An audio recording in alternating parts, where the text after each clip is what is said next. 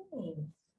This is Shelley, and I'd like to call to order the November 3rd, 2021 meeting of the Citizens Advisory Committee. Alex, would you like to take roll call, please? Of course. Will Knight, I'm here. Timothy Eric.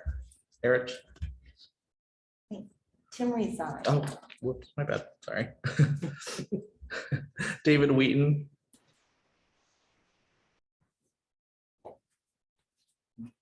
He's here.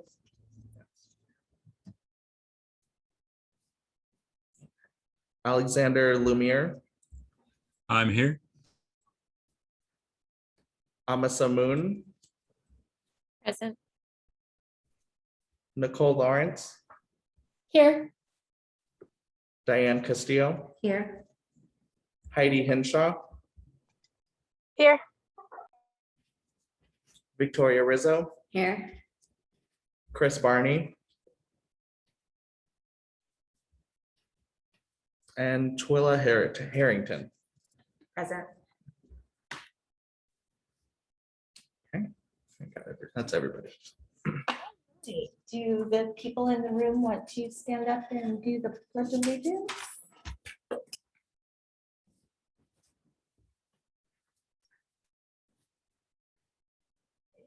I pledge allegiance to the flag of the United States of America, and to the republic for which it stands, one nation, under God, indivisible, with liberty and justice for all.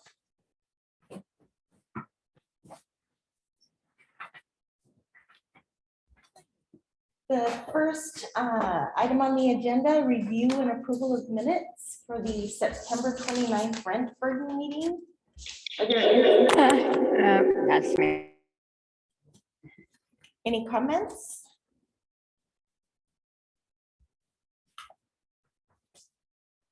I have one. I think, Will, when you and I talked, you weren't here for that meeting and it has you as in attendance. Is that right? You were absent?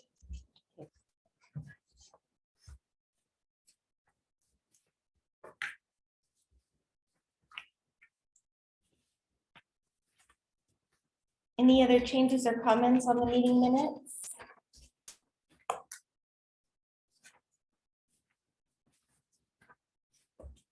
Can I have a motion to accept minutes as written with the one correction of Will Knight's attendance? I move we accept the minutes with a correction. Victoria Rizzo. A second? I'll second. Thank you. All in favor? Aye. Opposed? Motion carries. Before we move on to discussion items 2 and 3, are there any public members of the public present that have anything to comment on outside of the agenda items? We'll take public comment on the agenda items when they are up for discussion, but anything that is not on the agenda that the public would like to address, now is the time to do it.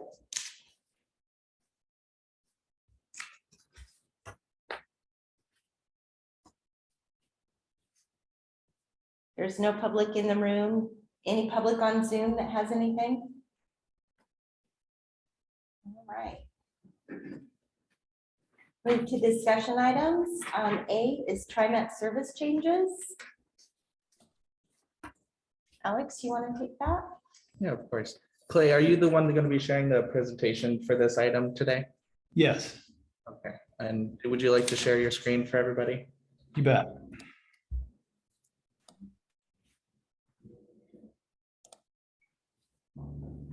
Can you see that okay? Yeah. All right, okay. I can go ahead and begin unless you have something else you need to say. Yeah, you can go ahead. Okay, great. Well, thank you, everybody, and thank you to the committee for giving us a few minutes to talk about the proposed service changes, one of which is taking place in downtown Troutdale. leading to Glen Auto Park. I'm Clay Thompson. I do outreach for TriMet, usually around construction projects and any impacts to existing service. And also with me tonight is Luke Norman. He is the lead planner on the 2 proposals that we want to show you this evening. And we'll take questions. Since there's only 2 proposals, we'll go through both of them. And at the end, we'll go ahead and take questions. And we can answer questions more than just about what we're talking about this evening. If you have other questions beyond what we're talking about, happy to address those as well. And so each year we do an annual service change where we look at the efficiency of our bus lines. And this particular round of changes is going to be something that we've already proposed and started the proposal in September. But we have 2 rounds of outreach, what we're doing right now, and then again in January, February timeframe to kind of regroup with everybody and just let you know if there's been any updates to the service changes that I'm about to show you. These service changes would take effect in either September of 2022 or in the spring of 2023. And so what the 2 proposals are is I'll go through both of them just in kind of in order so that you can see, because the 2 actually do connect the 2 proposals at the Gresham Transit Center, both lines 2 and also the line 80. So we'll take a look at both of these and we'll take questions as soon as we're done. So what we're proposing for line 2 division, which runs from downtown Portland to Gresham, and then also for the 10 Herald, are both something that is impacted by or really initiated by the new FX transit system that we're putting on division. And what we're doing is proposing to change the line 10, which is part of the new FX system. So the line 10 is actually what we're seeing right here in this dashed line. This dashed line kind of represents what the 10 does currently on division and then cuts through Ladd's Addition in this location here and then goes into downtown. And then what we're doing here is proposing to take the line 10 out and put it over here on Southeast 7th. The reason for that is this new FX division line, a new type of service that we're going to be putting on Southeast Division, which you may have seen the construction projects and some of the stations being built out in Gresham. Line 2 currently goes all the way from Gresham into downtown Portland, as I mentioned. When we put the new FX system in place, which will be a system with articulated buses that will hold more people, fewer stops, so the stops and stations are kind of built similar to MAX stations. And we're also going to have signal priority on these lines too, so that we'll be able to carry more passengers and get them from Gresham into downtown Portland faster, about 20% faster than what we are able to do today. And when we do this, the line which is represented in green here, this new FX line, which is currently the 2, but once it becomes FX, it will follow a different route. So I mentioned line 2 comes all the way through down here and goes up Southeast 7th and into downtown Portland.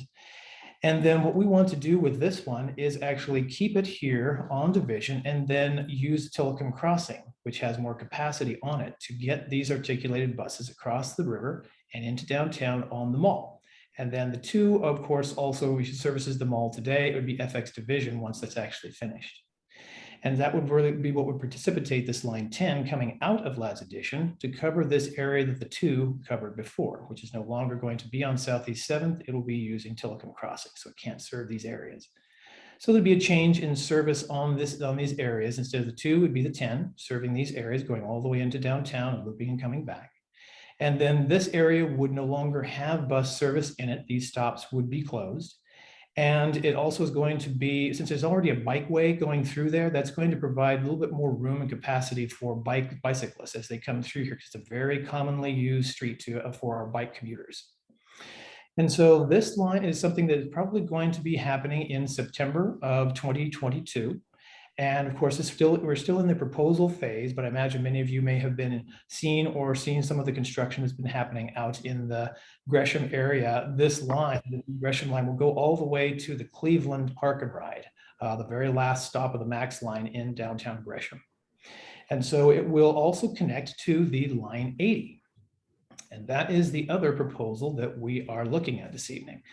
Line 80 connects to the 2 there at Gresham Transit Center, as I mentioned. And what we're looking at here for change to the line 80 is removing the section that goes into Glen Auto Park using East Historic Columbia River Highway. And if any of you are familiar with this line, this is a little bit, so you can see, It goes into down to Glen Auto Park and serves these stops that you can see here that have an X through them that are indicated to be proposed for closure. And then the last stop here that's in this parking lot, right here next to the businesses down there at Glen Auto Park. We've had quite a bit of congestion in that area, especially with increased activity and more business activity down here. Our buses have had a real hard time getting through this parking lot. And it's throwing them off schedule. And we also have very little usage of these stops in this area. And so it's kind of low, very low number of boardings that actually get on and off here at these stops and this stop as well. And there's also another issue that has come up kind of recently, and that is that there is a gate that is closed during the after hours. And unfortunately, sometimes when our buses get down there, that gate is not open. And our operators have injured themselves trying to actually open it themselves. And so they will no longer be able to do that. So if this gate's closed, there is no other place to turn around down here. We can't turn on private property. So what would have to happen in those cases, if that happens, the bus would actually continue across the bridge. It's not shown on this map, and would have to loop around here and go all the way up to 84 and use the on-ramps to come around along Frontage Road and back down this to Northwest 257th, and then take a left and continue on its route back down to downtown Gresham on Buxton. And so that's something that doesn't happen, a lot, but more than I had actually realized until we were just talking to our field operations folks just today. So that is what we're looking at here. When we make this change, assuming that the board approves it and based on public feedback, we would certainly make our proposal to the board based on what we hear. But we're thinking about this bus would actually turn here rather than going down to Glen Auto Park. It would turn on Kibling and then 2nd. But we don't know yet whether or not it would be this clockwise rotation or counterclockwise. And that's something that we're hoping to get some feedback on from any of you or anybody who has some remarks on that and how you feel it would be best to maneuver the bus through those streets to make sure that we're kind of moving in the right direction and we're not interrupting or bothering driveways any more than we absolutely have to. We will not be making any stops in this section on Kibling or on 2nd. Back out a little bit. Let's see if I can get back to here. Clay, I just wanted to clarify that last point. I expect we will be serving stops in downtown Troutdale. We just need to finalize the locations depending on which way we route through. Luke, one question. So will we have any stops on Kibling or on 2nd, or just serve the stops on the highway, East Columbia Highway? That's a good question, and I'll need to talk to our stops team to finalize that.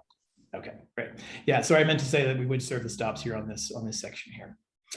That is the proposals, and I think I gave you the information about when this would go into effect. Luke, I don't think we've made any decision. The 2 and 10 is most likely to be the one that would take effect September of 2022. Do you know whether or not the 80 would be later in the spring or at the same time? That's a great question. The change with the FX launch and the Line 10 route change are both proposed for September 18th, 2022. We're still determining the best time for the Line 80 change if that's approved by the board. All right. That is all we have to present to you, unless Luke, you have something to add, or we're certainly happy to take questions. Let's open it up for questions. I have a few. Diane? Hi, I'm Diane Castillo. And you had mentioned that with the Glen Auto Park, that one of the issues was the gate.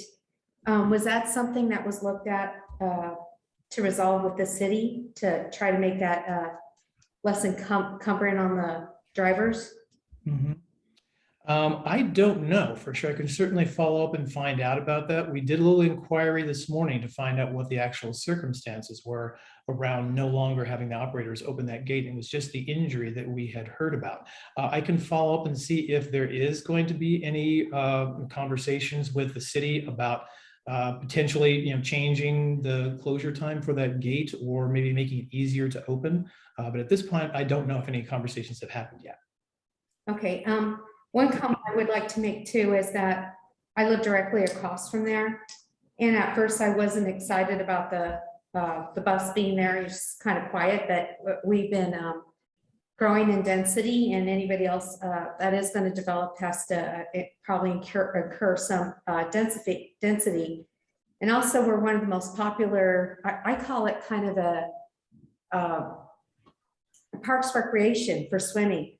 And we get lots of people coming from Portland, Fairview, different ways. And I see a lot of them also walking from downtown. So I don't know if they're coming from the apartments that are west of 257th. But I do understand that I was thinking that that bus was a good option for transportation for people in different areas to come and use Glen Autumn Community Park. I'm kind of concerned for that. We had some 115-degree days, and our summers tend to be getting a little bit warmer. And if you watch the people coming from downtown walking just down the hill itself, I don't know where those people are coming from. They look very uncomfortable. Some of them have families with them, and they're bringing a lot of items with them to come swim and to enjoy the water. And so anyway, I'm concerned that that high used park in the summer is not going to have a bus that comes all the way to it. I do understand that we are getting more popular, and so there is some issues with safely making that turnaround and being time effective. I was wondering if you also looked at, I know there was quite the investment placed upon having that end of the stop there. Was there another way that was looked at in planning to maybe where the bus did park to maybe do its turnaround within that area close to the caretaker's office than doing it through the entire parking area?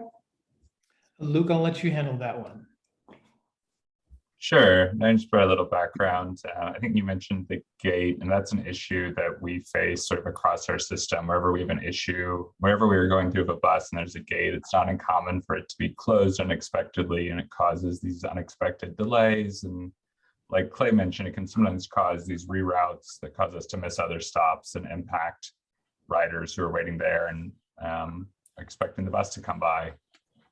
So we can follow up on this specific location, but it's our general practice not to operate on private property and not to operate in parking lots like we do here. The decision to route the 80 here, I believe, was made before my time. So I'm not sure of the complete history, but my understanding is our current routing is the best that our bus can do in this area. We do have a 30-foot bus out on the route just to make sure it's able to route through the parking lot. So it's not an ideal situation for us, which is part of the reason why we're reevaluating it now and then getting feedback on our proposal from the city of Troutdale and then the community members like you tonight.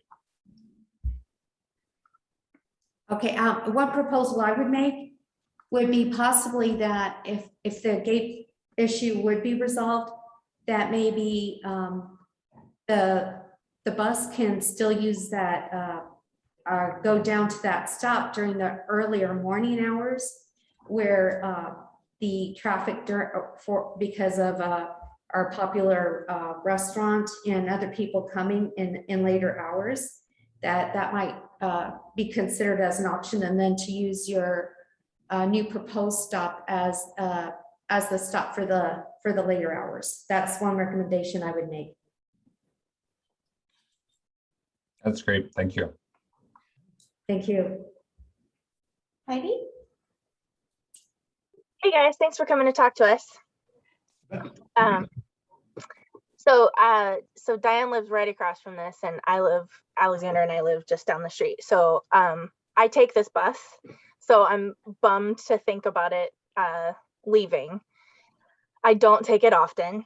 And I know it's not ridden very often. I see it going by mostly empty a lot of the time. So I understand that. But I also know that opportunity to ride the bus drives demand, and nobody's going to ride it if it's not there. And if our goal is to have more people riding the bus, then I would really strongly advocate for it not being cut, even though I understand the desires to make the whole system more efficient. I just, as Diane is talking about, we have this a very popular restaurant, which yes, it makes the parking lot more crowded, so it's harder for the bus to turn around, but we also want to encourage people to take the bus to the restaurant and to the river and to the park. And people definitely ride the bus more often in the summer than the rest of the year because they're going to the park. So I don't know if like a seasonal approach is maybe a compromise that could be looked into. Also, we all know the lady who closes the gate. Like, we can just talk to her. That might just, like, literally, I can just go talk to Karen. Like, she's just, she like, somebody just hasn't talked to her.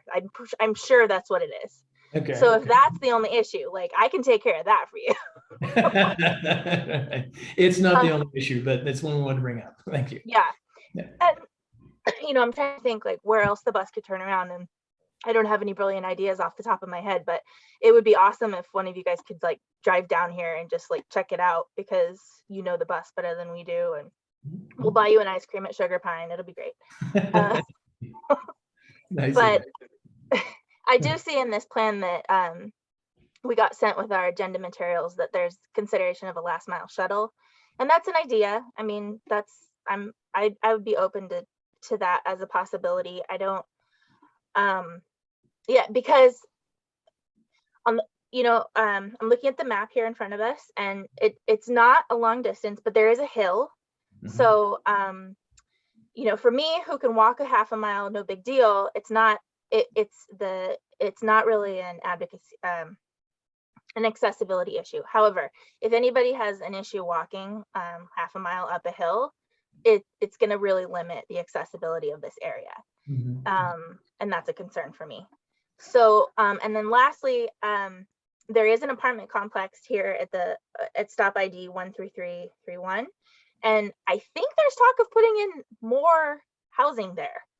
So my question is if that happens, can we relook at this if more density does come to the area and like put it back in?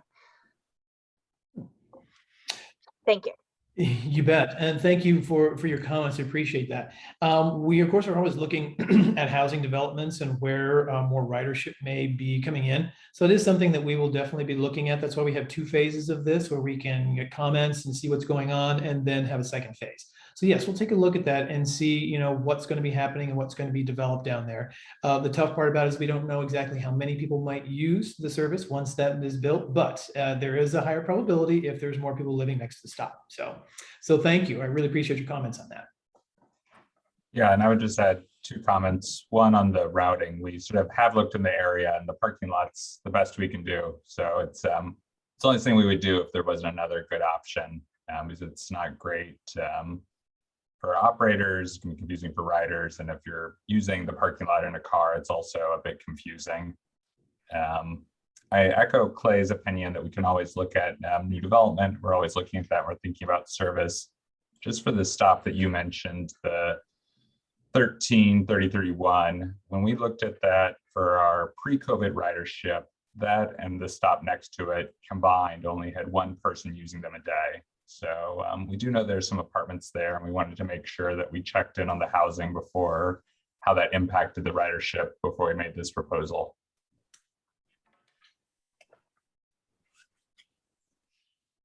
All right, Chris?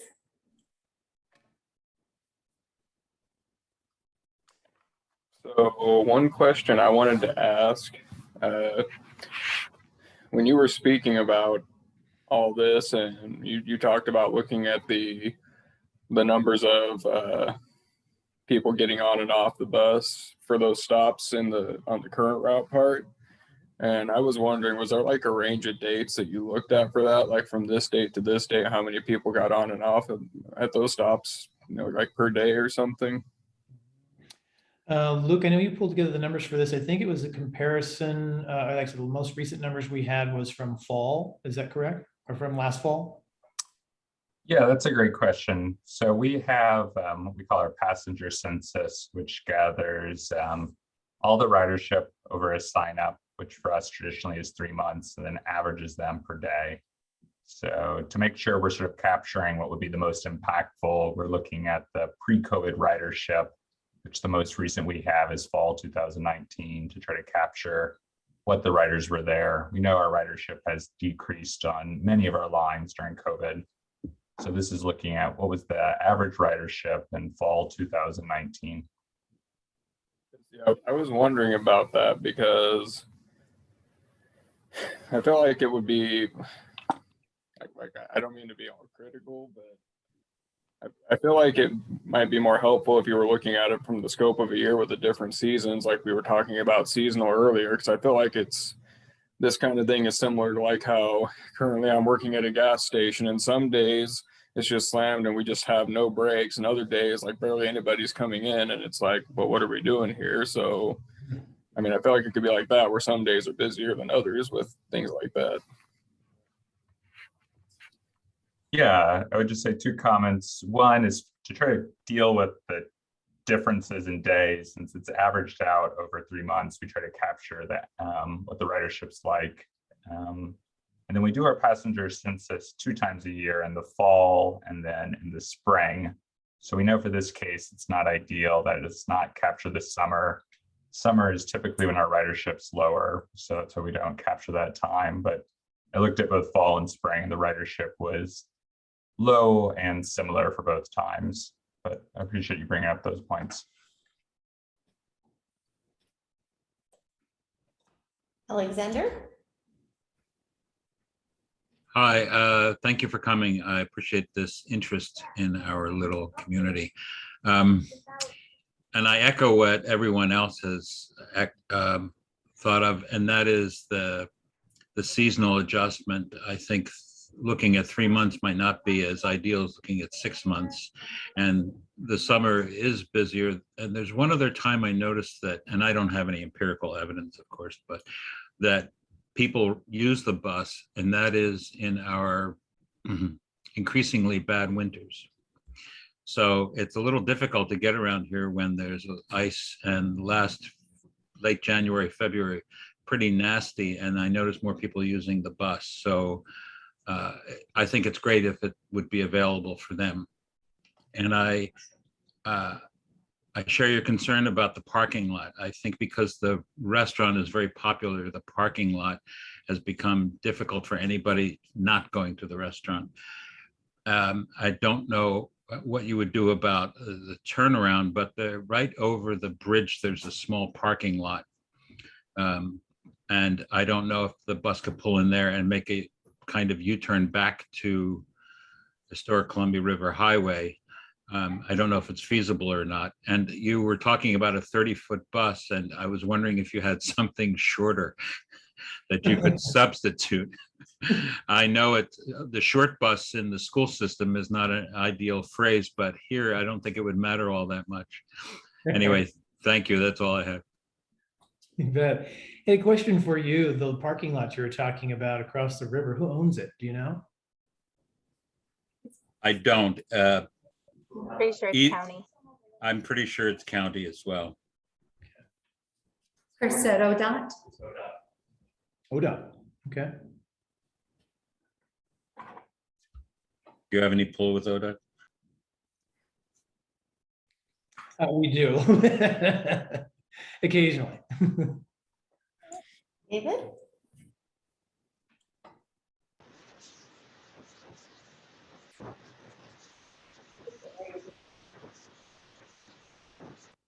The first one is a definition issue. You use the word closure. And from a definition, that sounds like it can be reopened later. And I'm wondering if you don't mean removal of these bus stops, either on this street that you have up now or the larger street that you're moving from.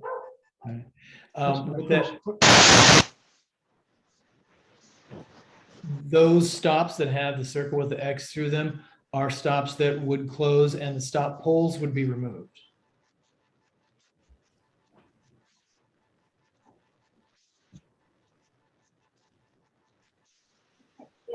Members, have any other questions? Marla? I do have a question, yes.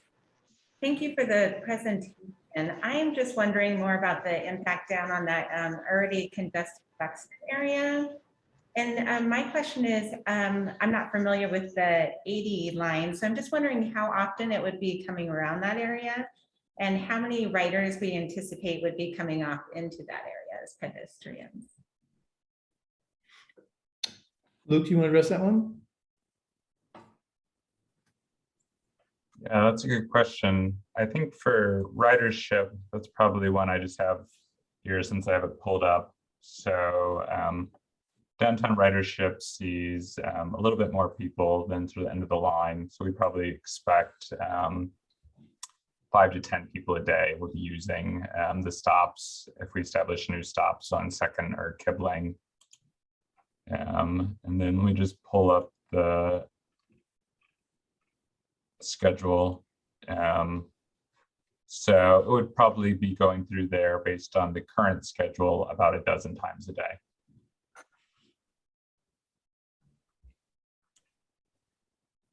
Melissa?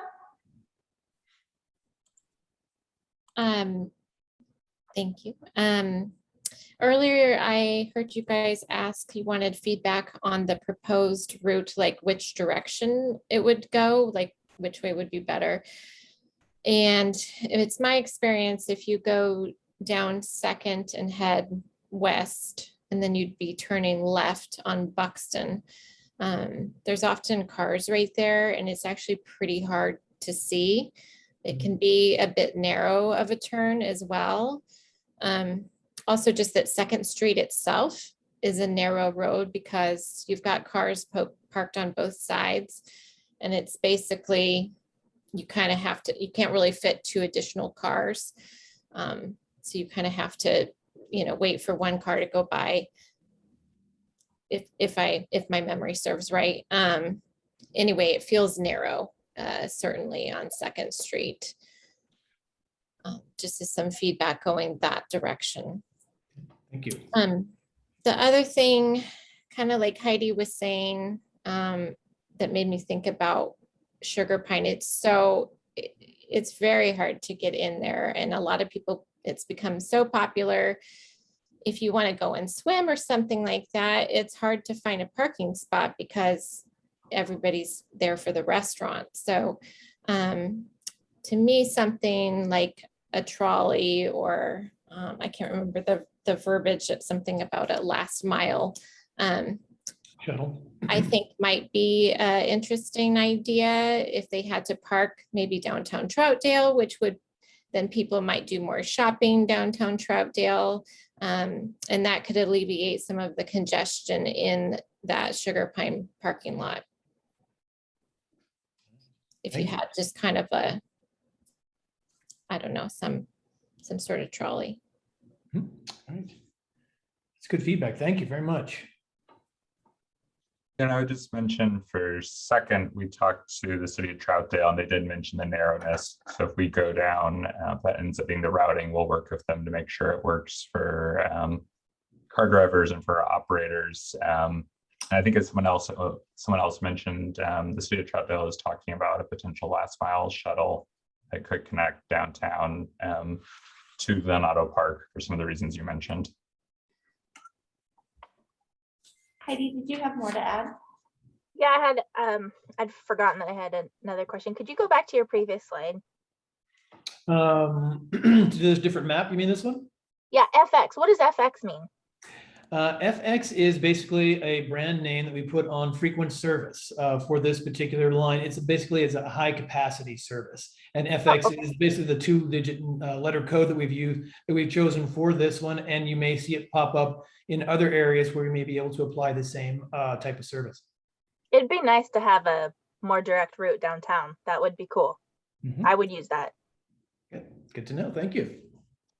Thank you. Any other committee members with questions? I can't see everybody, so speak up now. David had his hand raised. David?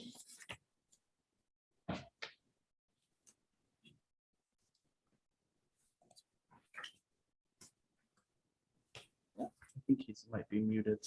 David, did you have more to ask? Hi. You said you've been talking to the city of Troutdale regarding some changes. Did they mention to you that they occasionally close off the historic highway and that would mess up your bus route? Yeah, that's something that we deal with today during our current routing. And so we Okay. have to put the line 80 on reroute. And so we talked to our field operations team that handles reroutes, and they were able to think about some potential alternate ones if we went with a routing on second length.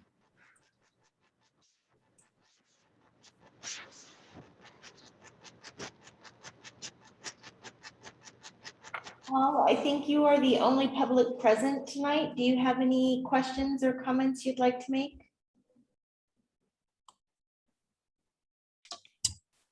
Thank you, Sally. It's Paul Wilcox, Troutdale. I want to follow up on what Amasa was talking about, the downtown loop, if that ends up being adopted.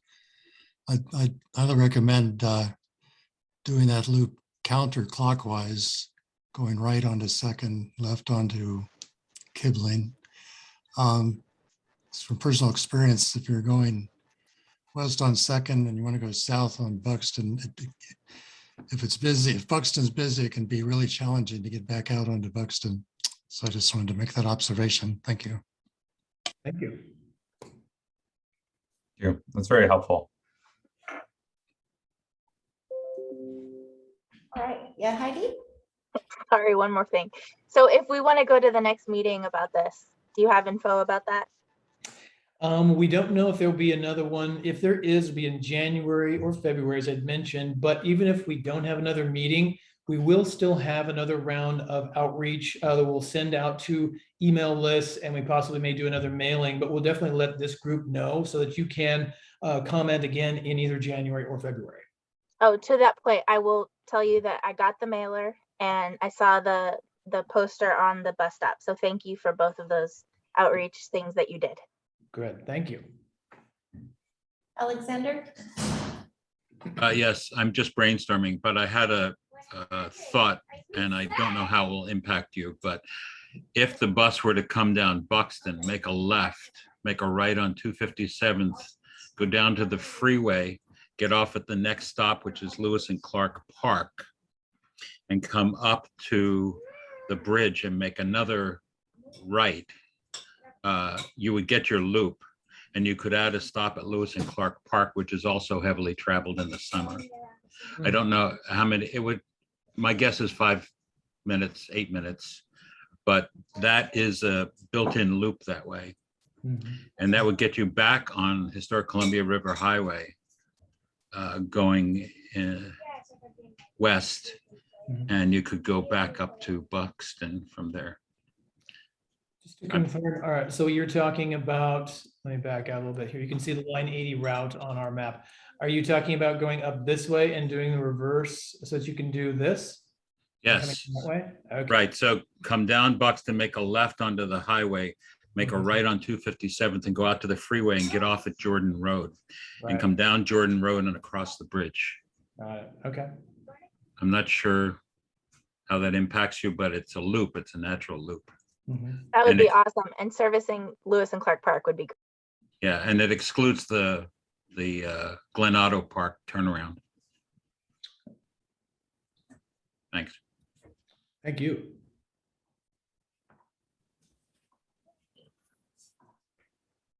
Thank you, Victoria.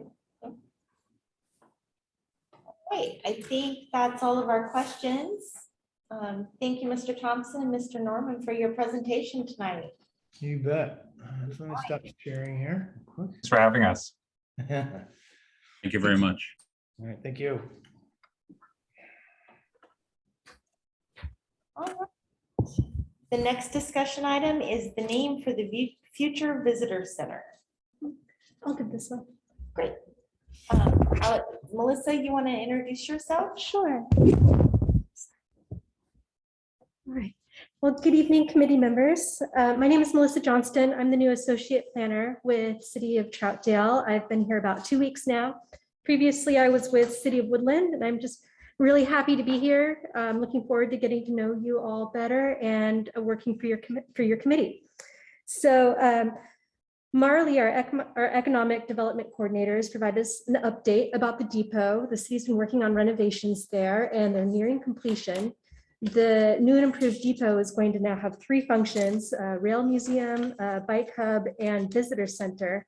And so now, as we're wrapping up the renovations, now is time to be thinking of a new name.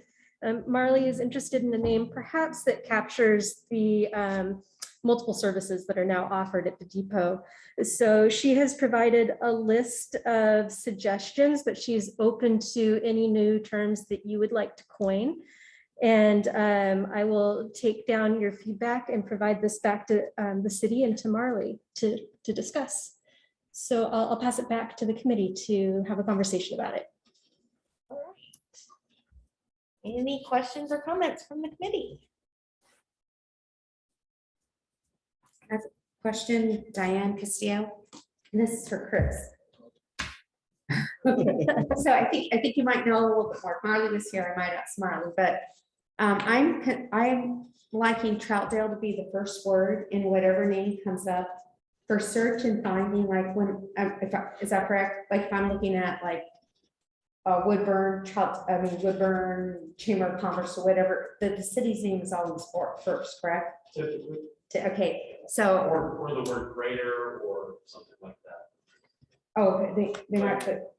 Like some cities will put, like, if they want to include another area, they'll use the term greater city name, chamber, greater or something or other, visitor center. Okay. That's also another term to be used, but you're right, like in the era of web searching, the first word you use has great importance. And do we, I don't even know what our relationship is with the visitor center, the West Columbia Gorge. And we're not even saying that, they're saying Gorge Visitor Center.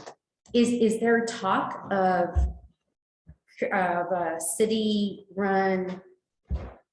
I'm not understanding why that's an option for the Gorge Visitor Center. Troutdale / Gorge Visit. So. Well, to be clear, Gorge in this case is not referring to the chamber. Okay. The West Columbia Gorge no longer has the responsibility to run the visitor center. The city took back that responsibility. So Gorge in this case just means a geographic area. That we're the gateway to the gorge, or we're the western portion of the Columbia River Gorge. So I guess it was just, with that suggestion was more, yes, people, we want people to stop in Troutdale. We want people to shop in Troutdale, visit, explore, etc. But we also know people are going to go beyond our city limits, and they're likely heading eastward, and hopefully they come back. So I think that's what we were trying to encompass is, do we look very insular? But if you look also at the social media efforts and the advertising efforts that we've done for Troutdale, if you look at our Instagram and at our social media platforms, you will see as much stuff out just outside of our city limits as you do within our city limits. So that's kind of the question. That's really kind of the high level question. What we're asking of you tonight is, what are we calling this thing? Okay. And I think the fear is, if we, whether it's a fear or not, if it's justified, I guess it's more of a values proposition for this community to make. But if you, for some communities, if you just limit yourself just to yourself, people may presume you're just looking inward and not offering a greater information about the region that you serve too. And all of the materials that we get, quite a few of them are for the gorge. Is that correct as well? When you're saying materials, as far as things to get out. Yeah. Yeah. The thing, okay. Yeah, I mean, we certainly promote local businesses if they have flyers or I know Rip and the arts community did a beautiful art walk map a year or two ago. So we give that stuff out. But if Multnomah Falls Lodge, for instance, wanted to have a nice flyer, have people encouraged to go there, yeah, they should go there. They should come back. But that's kind of the idea here, is that we're providing information on this place being effectively a base camp of sorts.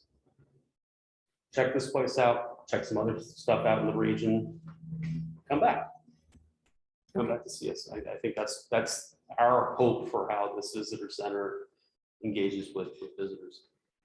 Okay, and the other question I had is, well, the advertise, all the marketing that was done is just awesome. It makes me happy, the fish in the rainbow and all that, just saying that it's so nice. But what is the planning department thinking right now? Do they have preference for one of the suggestions of these names? I think it depends what day. Honestly, I think we could have comfort with a lot of the ideas that Marley has written down. And frankly, if there are other ideas, I think there's openness to consider it as well. There's benefits and drawbacks to keeping it short and plain, Troutdale Visitor Center. Maybe you stick an adjective with it, maybe you stick a verb with it, like whatever you might do with it. I think the critical thing, and it's like because I know, Diane, you were part of the branding exercise. I know a few of you were here on this call. It shouldn't be a mouthful or a clumsy name to say. You don't want to make it too long where you trip over your words in explaining where you're trying to go. So I often think a shorter name is usually easier to remember and less clumsy and straight to the point. Thank you. So y'all, we're looking for your wisdom. Will, did you have something you wanted to ask or add? Yeah, hello everyone. Nice to see you again. Melissa, welcome to Troutdale. Congratulations on a new position. Nice to meet you for the first time tonight. I want to say, just kind of side note, Marley and her team have been doing an amazing job so far with this. And if the first Friday, successes are any indication of what she can do, I'm excited for this opportunity for the town. Couple thoughts on the name. I understand what you're saying, Alex, with a shorter name. It's tough one to do because you want it to sound interesting. You want it to be, a reason that people want to come there. Visitor center, Troutdale Visitor Center. I'm not sure if that's just too simple. On the ones that are there at the bottom, on the list, I like the Gorge Visitor Center, but I think it's maybe a little grandiose to, take all the credit here in Troutdale for the entire gorge. The last one there, even though it sounds the longest, or it is the longest, the Troutdale's Gateway to the Gorge Visitor Center maybe kind of encompasses a little bit of it all. It's Troutdale's, we have it, it's ours. Maybe denotes it is the gateway and it's the starting place. So if you are going to visit the gorge from Portland, it's where you go. That being said, also there was an interesting one at the very bottom, Discovery Center, and maybe we'd want to throw that onto the list too, as maybe Troutdale's Gorge Discovery Center. That way it sounds not just like, a visitor center, maybe get a pamphlet for a place to eat, and some tourist trap. I'm going to go discover a little bit more about the gorge in Troutdale. So it's my thoughts. I'll leave it at that and let you guys continue. Heidi? Great minds will. I'm going to propose Troutdale's Gateway to the Gorge Discovery Center. Or what you said, that was also good. Troutdale's Gorge Discovery Center, I think you said. Yeah, anyway, one of the two. I'm excited. It's going to be great. Alexander? I like the list. I like the long Gateway to the Gorge. I mean, Gateway to the Gorge is almost a mantra for us. So I like that it's a gateway. It doesn't have to necessarily be the end point before you go to the gorge. So I like that. But I was also thinking of interpretive, because that's a common name. And of these visitor centers, I was trying to remember which one I remember the most. And there's the one in Hood River, or I think Hood River, no, in the Dalles, that's called an interpretive center. So that's the only one I can remember. And I thought, why do I remember that? Because it's an interesting name. It's the Gorge Interpreting Center, I believe. So that's what I was thinking. And Chris, I did not know you were in this meeting, and but I had a thought when we were talking about the TriMet situation that this is a perfect opportunity to push the small golf cart thing to get that last mile. It could start small, but it might be an opportunity to get people used to that idea. So that's my 2 cents on that. Noted. I'm sure we'll have another discussion with you all soon on that.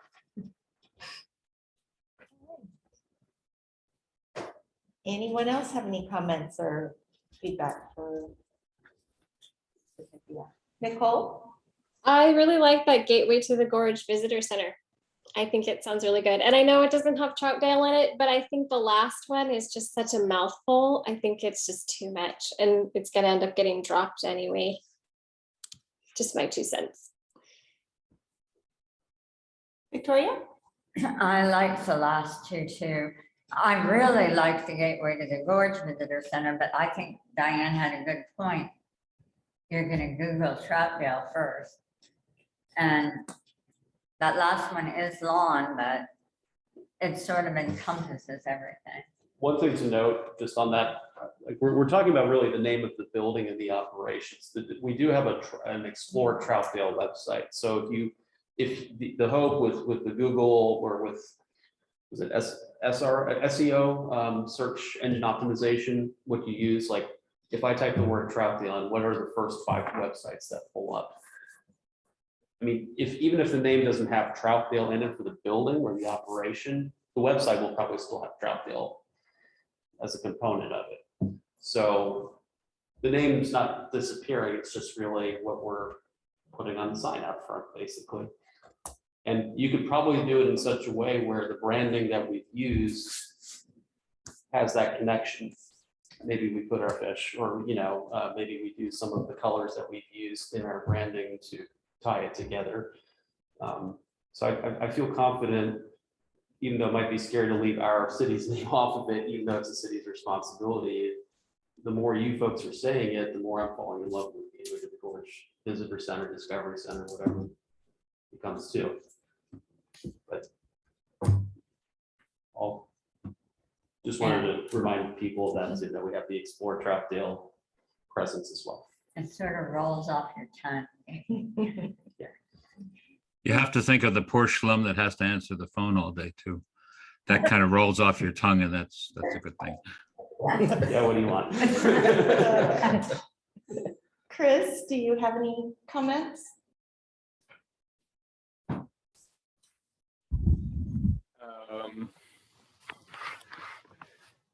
Well, I was just listening to what everyone was saying, and I guess in a sense, I'm just kind of echoing what pretty much everyone has said, that I also like the last 2, but I do remember that when I was looking at these materials before this meeting, I remember that I guess just looking at the options there, I know that the last one is long, but I guess I kind of like that one more just because I was thinking of the fact that Troutdale kind of, like, we consider ourselves the gateway to the gorge. And also because the city of Troutdale does not encompass the entire gorge, and there are other, towns and stuff, if they also had a visitor center, they could also have, like, Corbett's Gorge Visitor Center or something like that. So I kind of figured it's a way to distinguish that it's kind of our visitor center for our area within the gorge.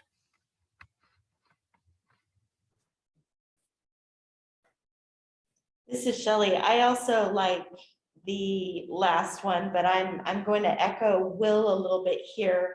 I think Welcome Center sounds more welcoming and warm.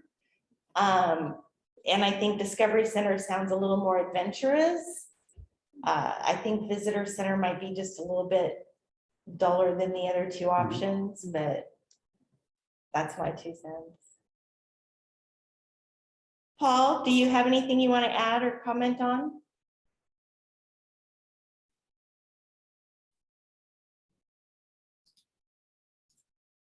I think he just muted himself. You're still on mute there.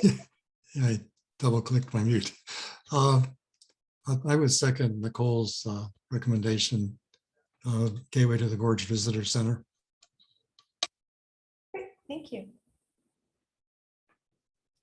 Last call for any other comments or feedback? Diane, I still love the name Troutdale because it's a marketing word. And the signs are just gorgeous, and it's whether it's in the fish, Little Troutdale, however that icon can appear on the internet too, and that takes, like you said, it works just as the same. I like the word gorge in there as well, because like you said, we're part of the gorge, part of Troutdale's in the gorge. So, and it is a beautiful place to complete your adventure and have your adventure, but I understand, I go all the way to Hood River.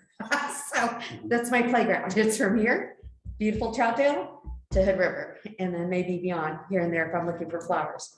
But I do like the idea of condensing it, Troutdale's Gorge Explorer Center, or whatever other word. Just I'd be happy if somehow Troutdale's incorporated in the gorge, and then but the last one, I'm just not sure if I just don't want to use any terms that get confused. West Columbia Gorge Chamber of Commerce.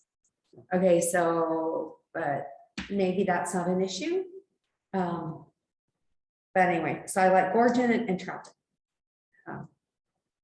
Some communities, just food for thought. You see this a lot in Europe, but there are some examples stateside too, like Newcastle upon Tyne is an example in England. Like it is a place, and then it identifies what it's next to or near that is of interest. In Oregon, we have Bandon on the coast.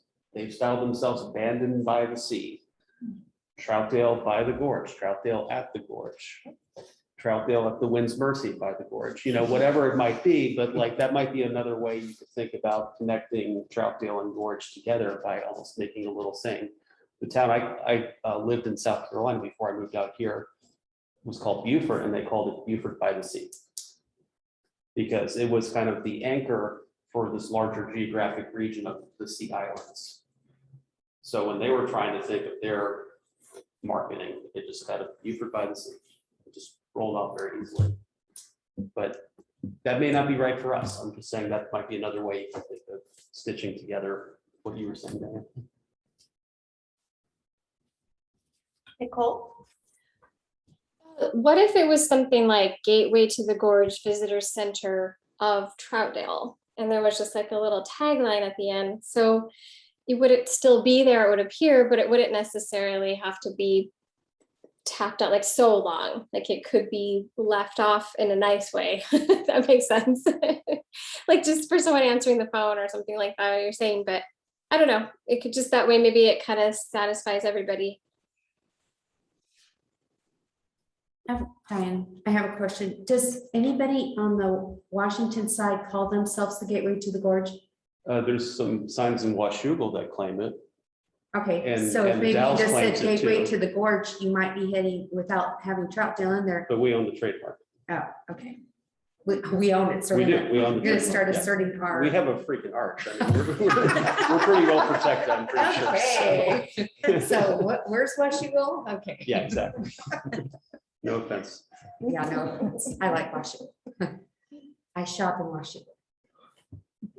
They have a good hamburger in Washougal.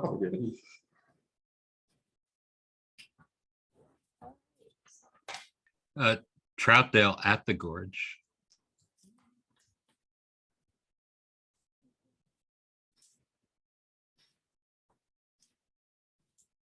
All right, are we ready to close up this discussion and move on to staff communications, or do we have a little more? All right. Thank you, Melissa. And staff communications, Alex. I'll provide this as well. All right. Unmute here. No, this it's is picking fine. up off of here. Okay, great. Okay, I'll provide a few updates on behalf of the city. And the first is for parks. They are just embarking on the Parks Master Plan survey.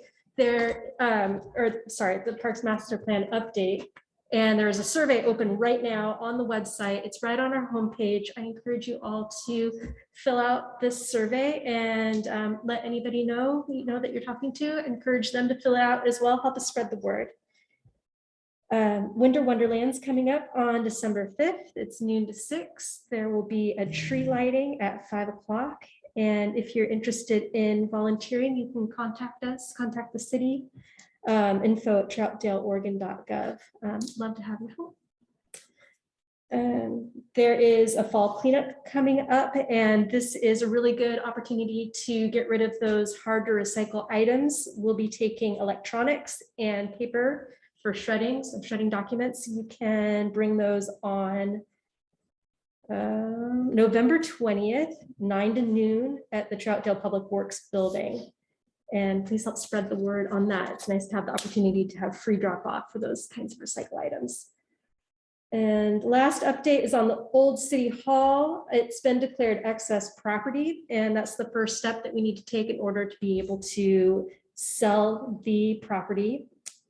And that is all the further information I have on that at this time, but we are looking for a buyer for that building. Hopefully somebody that will preserve the building and renovate and preserve some of that historic character. And oh yes, one last update is that we're coming up on the holiday season. So there's some closures, just to let you know. We'll be closed Veterans Day, Thanksgiving, and the day after Thanksgiving. So please keep that in mind. So thank you. Thank you. Right. Committee members, Veronica or Victoria, you want to give us a start here? Boy. I have nothing tonight. Nothing. Thank you. Twyla? Nothing tonight. Diane? Just welcome to Melissa. Nice to meet you. Thank you. Nice to meet you. Nicole, do you have any committee comments you want to make? Not tonight, thank you. Amasa? Pass. David? Pass. Heidi?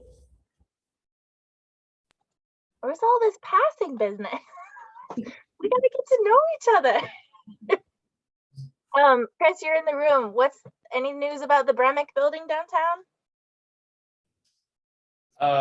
The one that is currently up, there is going to be a tenant on the ground floor that is going to take up part of the occupancy. I can tell you it's a restaurant, and I can tell you it's an established restaurant in the area, but I can't tell you any further. There will be partial occupancy of the ground floor, and then there's on the second floor, there's probably going to be a medical office of some sort, probably. Again, I think taking partial occupancy of it. So there's still room to rent, and then there's still also the unbuilt building on the northeast corner of the block there on Harlow. You mean the vacant lot? Yes. Okay. Okay, and then I don't know if this is the proper forum, and maybe I don't know. Tell me what the proper forum is, but I know that there's concern about Sugar Pine being able to purchase the TADS, no, not TADS, the old Tippy canoe. Tippy canoe, thank you. And so I don't know how we how do we I mean, is that something that like the community gets to have a say in, or is that just strictly related to code and like historical overlay? Does anybody want to say anything about that? Just a quick clarifying note, the Tippy Canoe property is actually outside of our city limits. Oh, for real? Oh, I should probably know that. A lot of people, I mean, it carries a Troutdale address, so a lot of people think it's in the city, but it's technically not. The one thing that it does apply to, and that's most properties east of the Sandy River, is they're pretty rigorous design criteria, guidelines that govern development or redevelopment of property. So it's not going to be an easy ride for them. They're fully aware of that. But as far as whether they can or should have bought it, that's really a private property matter at that point. Is that county or Corbett? Sorry? Is it county or Corbett? It's county. Corbett is an unincorporated community. So since there's no city of Corbett, the Multnomah County regulations govern it. And then I imagine because it's on the water, you've got a riparian buffer that you have to deal with too. Okay. Thank you. Welcome to Melissa. It's nice to meet you. And thank you all. Someday we'll see each other in person. Alexander? I just wanted to say welcome, Melissa, and thank you for all your information. I can't meet in person. I'm just a puppet with someone's arm up my neck. So we'll just have to keep doing this. Anyway, thank you so much. And Will. Yeah, just wanted to apologize for not being at the rent burden meeting at the end of September. I'd actually planned a 10-day road trip so that I would be back in time for our meeting prior to it getting rescheduled to the end of September. So sorry, guys, I had to go. But nonetheless, nice to see everyone and everybody's smiling faces, and look forward to getting back with you guys again next month. Chris?